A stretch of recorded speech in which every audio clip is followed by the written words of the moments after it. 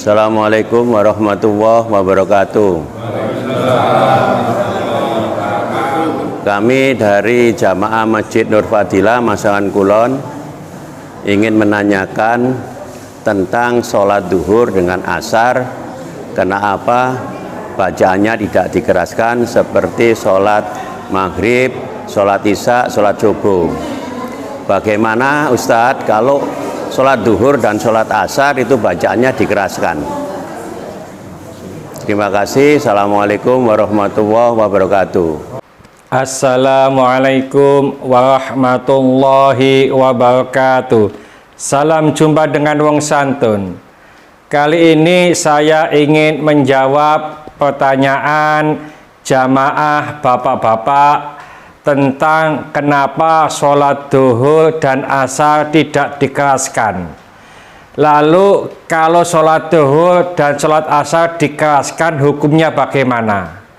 Di video yang lalu sudah kami bahas tentang kenapa sholat duhur dan asar tidak dikeraskan.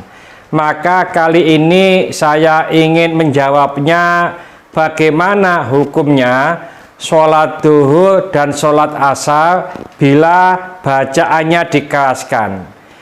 Imam sholat membaca ayat dengan keras ketika sholat duhur dan asar hukumnya boleh.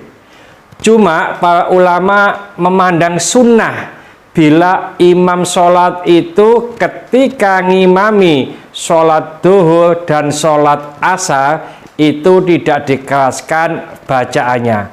Ada hadis riwayat Muslim, annan nabiyya sallallahu alaihi wasallam kana yaqra'u fi raq'atainil ulayaini minad duhri wal asri bi fatihatil kitabi wa suratin wa yusmi'una ayata ahyanan wa yaqra'u fi raq'atainil ukhraini bi fatihatil kitab.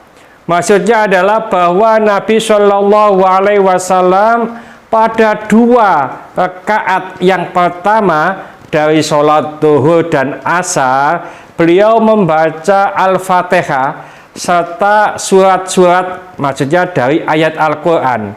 Dan ayat yang beliau baca itu kadang-kadang diperdengarkan kepada kami.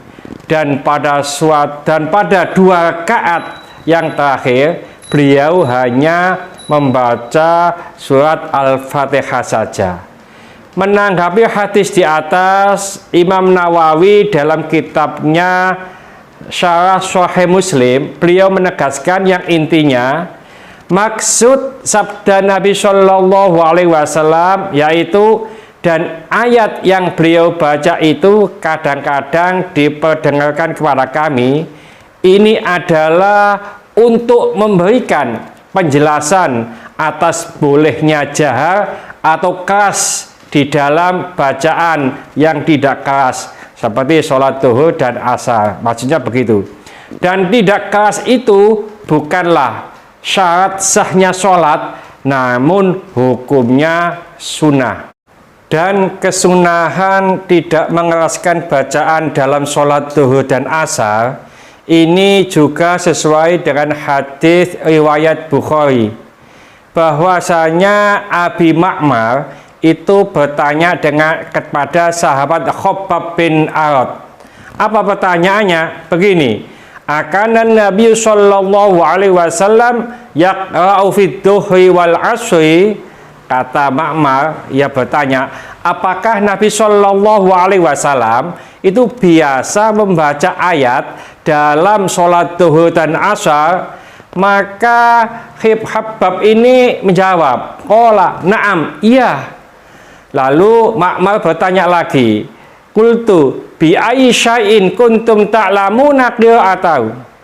Dengan apa engkau mengetahui bacaan Rasulullah itu? Qala, nah itu Khabbab menjawab bittira pilih iyatihi, yaitu melalui goyangan janggutnya. Ini hadis yang diriwayatkan oleh Imam Bukhari.